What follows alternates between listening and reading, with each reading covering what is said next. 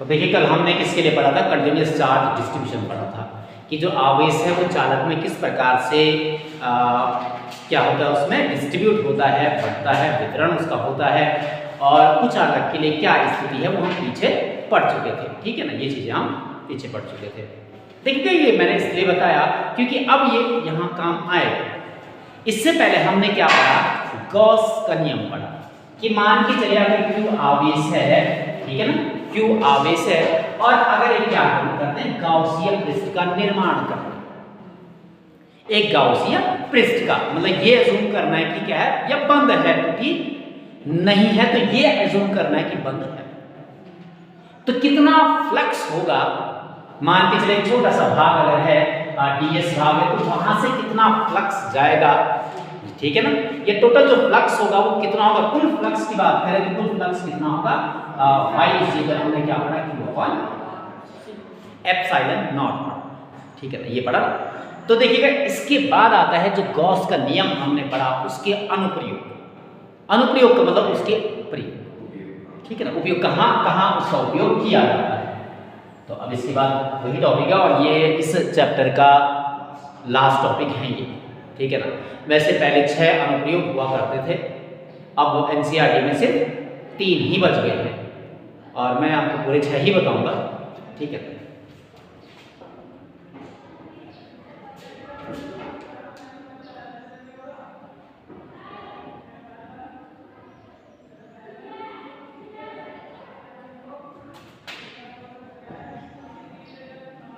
अनुप्रयोग, ठीक है ना, जैसे इंग्लिश में कहें एप्लीकेशन ऑफ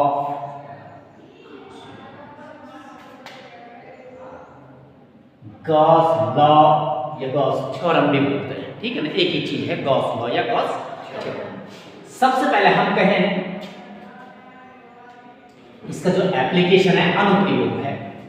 इसके अनुप्रयोग में ध्यान दीजिएगा, अनुप्रयोग में हमने फ्लक्स के लिए पढ़ा कितना Q/F∅. तो यहाँ पर जो भी हम एप्लीकेशन इसके पढ़ेंगे, इसके अनुप्रयोग पढ़ेंगे, उनमें हम क्या पढ़ेंगे कि देखिएगा मान के चलिए कोई अगर क्या है बेलनाकार अगर चालक है, तार है, तो वो क्या बनाएगा, अगर आवेश उसे दे दिया है, आवेश उसे दे दिया है, आवेश देने पर वो एक विद्युत क्षेत्र तो बनाएगा। तो यहां पर ज्यादातर वही आएगा कि हाँ ये कितना विद्युत क्षेत्र बनाएगा।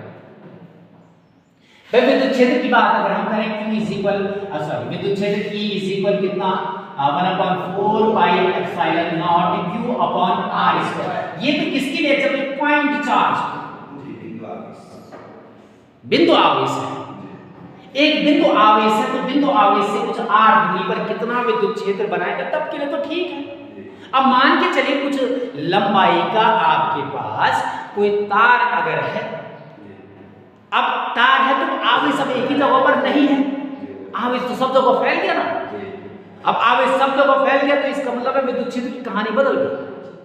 एक ही जगह पर होता तब तो ये है, लेकिन अगर फैल गया है तो तब क्या होगा, चेंज हो जाएगा, बदल जाएगा। अब वही कितना बदल जाएगा, कितना वो होगा, वो हम इस गॉस के एप्लीकेशंस में पढ़ेंगे।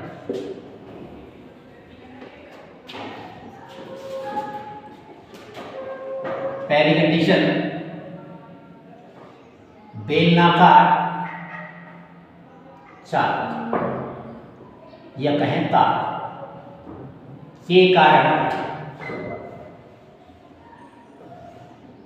कारण विद्युत क्षेत्र उसका क्या होगा,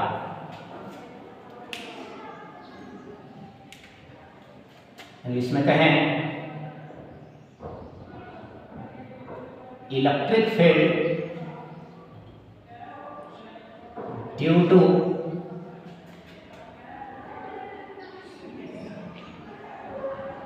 सिलेंड्रिकल कंडक्टर या और वायर, ठीक है। यहां पर सिर्फ एक तार भी बोल सकते हैं, एक चालक तार भी बोल सकता है, ठीक है। तो कंसीडर कीजिएगा, मान के चलिए एक तार आपके पास है, ये कुछ इस प्रकार से, और इसे हमने आवेशित कर दिया है, ठीक है ना, आवेशित इसे कर दिया है। ऐसा कुछ है मान के चलिए, और जिसकी लंबाई मान के चलिए L है। अब मैं थोड़ा इसको मैग्नीफाई करूँ, इसको बड़ा दिखाऊं, तो ये कुछ इस प्रकार से ऐसा हो सकता है।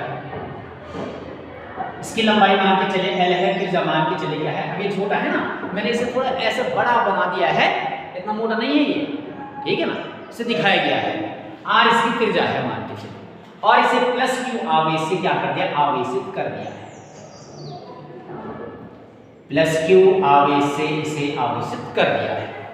अब ध्यान दीजिएगा, माइनस Q होगा तो सिर्फ दिशाएं तो अलग होती हैं, विद्युत क्षेत्र तो बनता है, सिर्फ दिशाएं अलग होती हैं। प्लस है तो इसका बाहर की तरफ।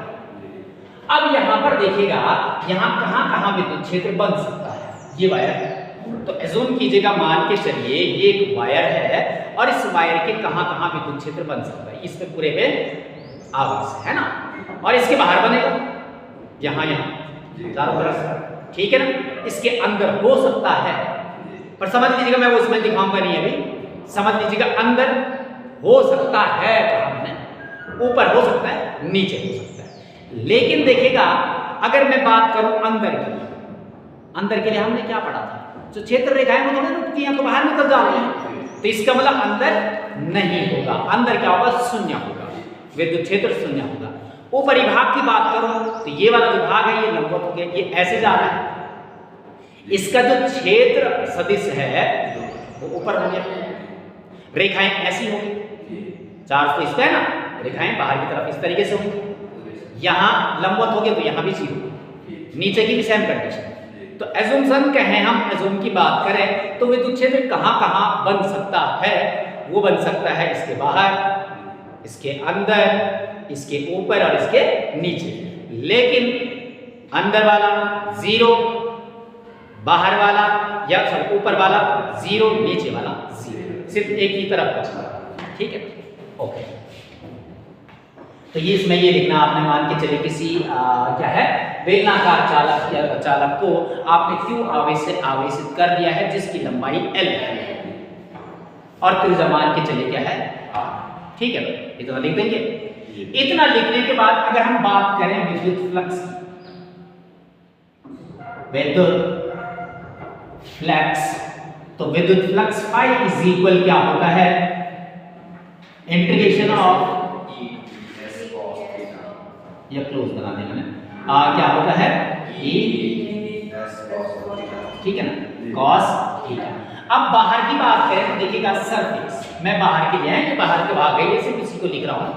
अब बाहर के लिए देखिएगा, मैंने कहा ऐसा कुछ है, ऐसा कुछ है, तो देखिएगा क्षेत्र रेखाएं धन चार्ज पर है, तो यहां से बाहर की तरफ होगा इस तरीके से, और जो क्षेत्र सदिश होगा वो भी तो उसी दिशा में है ना, 0 डिग्री, तो थीटा इज इक्वल क्या होगा, 0 डिग्री। क्यों होगा, ये समझना इंपॉर्टेंट है, क्योंकि जो क्षेत्र रेखाएं और क्षेत्र सदिश है वो एक ही दिशा है, तो इसका मतलब 0 हो गया। हाँ, मैं कहूं अगर ऊपर के लिए मैंने कहा तो इसका क्षेत्र सदिश ऊपर हो गया और रेखाएं सामने, ठीक है ना, तो इसका मतलब उनके बीच 90 बनेगा, और उस 90 के लिए ही मैंने कहा cos 90 का मान 0, तो विद्युत क्षेत्र 0, तो इसका मतलब यहाँ ऊपर नहीं बनेगा, ओके। तो यहाँ 0, तो इसका मतलब cos 0 का मान कितना होता है, 1, तो फाई और इज इक्वल इंटीग्रेशन की और ds होगा ना, इसका मान तो 1 हो गया। E हमें निकालना है, तो देखिएगा फाई इज इक्वल E बाहर आ जाएगा, और मैं ds का करूंगा क्या हो जाएगा बेटा, S का मतलब इसका सरफेस एरिया, S का मतलब है इसका क्या है, सरफेस एरिया, या जिसको क्या बोलते हैं, पृष्ठीय क्षेत्रफल। अब पृष्ठीय क्षेत्रफल क्या होता है इसका, 2 पाई r h। अब h का मतलब उसकी ऊंचाई ना, अब वो तो क्या है, l लिया, तो क्या होगा बेटा, 2 पाई r, तो फाई इज इक्वल क्या आ जाएगा, a, और इसके साथ कितना, 2 पाई r, और मान के चलिए समीकरण 1, ये फ्लक्स से बन गया इतना, यहां तक समझ में आया, ओके। इसके बाद देखिएगा, हम पढ़ रहे हैं गाउस के नियम के, गाउस का नियम आया अभी तो आया ही नहीं गाउस का नियम, तो इसका अनुप्रयोग है, तो इसका मतलब है भाई उसका यूज तो होगा ही ना, बिना उसके तो कैसे चलेगा। अनुप्रयोग है तो गाउस के नियम से, गाउस के नियम से या प्रमेय से। तो गाउस का नियम हमने पढ़ा कि फाई ई बराबर किसके क्यू अपॉन होता है। और माना ये समीकरण 2 है, तो समीकरण 1 में देखिएगा, समीकरण 1 फ्लक्स की बात कर रहा है और समीकरण 2 किसकी बात कर रहा है, फ्लक्स की ही बात कर रहा है। गाउस का नियम है तो गाउस के नियम में तो फ्लक्स ही तो है, ठीक है ना भाई। क्यू आवेश है तो इसमें क्यू आवेश ही तो है ना। तो इसका मतलब क्या होगा, इसका मतलब है कि ये वाला जो फ्लक्स है इस फ्लक्स की क्या होना चाहिए, बराबर होना चाहिए। तो हम लिखेंगे समीकरण 1 और 2 से, और समीकरण 1 और 2 में तुलना कीजिएगा तो ये भी फ्लक्स की बात कर रहा है, ये भी फ्लक्स की बात कर रहा है। तो इसका मतलब है इसका राइट साइड कौन सा, E × 2 पाई r l किसके बराबर होना चाहिए, Q अपॉन एप्सिलॉन नॉट के बराबर होना चाहिए, है ना। क्योंकि ये भी फ्लक्स की बात कर रहा है, पर बताने का तरीका अलग है। हमने जो सिद्ध किया था इसे, वो तो इसी से किया था, इसी से तो किया था सर। तो देखिएगा हमें E का मान निकालना, विद्युत क्षेत्र का मान निकालना, तो E बराबर कितना होगा, ये वाला नहीं चाहिए हमें, इसके साथ गुणे में है ये, तो ये इसके साथ कहां चले जाएगा, भाग। तो क्या हो जाएगा 1/2 पाई r l और इनटू q अपॉन, ठीक है ना। ये नेक्स्ट क्या बन जाएगा, E बराबर यहां जाएगा 1/2 पाई, हमें इस एप्सिलॉन को इसके साथ लगा देंगे, एप्सिलॉन नॉट और इनटू r और q अपॉन। तो देखिएगा ये वाला इसके लिए क्या बन गया, फॉर्मूला बन गया। अगर कोई बेलनाकार अगर तार है चालक, ठीक है, उसके लिए विद्युत क्षेत्र अगर निकालना है, न्यूमेरिकल आ सकता है, इस पर डेरिवेशन आ सकता है बोर्ड एग्जाम में, ठीक है ना। तो इस तरीके से डेरिवेट करना है, और अगर न्यूमेरिकल आता तो ये फॉर्मूला आपको याद करना है, ठीक है। ये ध्यान दीजिएगा। अब ये आवेश की क्या है, अनुक्रमानुपाती है, सारी चीजें इसमें है, रेडियस वगैरह सारी चीजें इसके, कौन किसके अनुक्रमानुपाती, कौन किसके व्युत्क्रमानुपाती है। अनुक्रमानुपाती है तो इसके बाद एक बढ़ेगा तो दूसरा भी बढ़ेगा, व्युत्क्रमानुपाती एक बढ़ेगा तो दूसरा घटेगा। तो ये चीजें आपको ध्यान देनी होंगी। तो ये कंफर्म हो गया, इसे नोट कीजिएगा।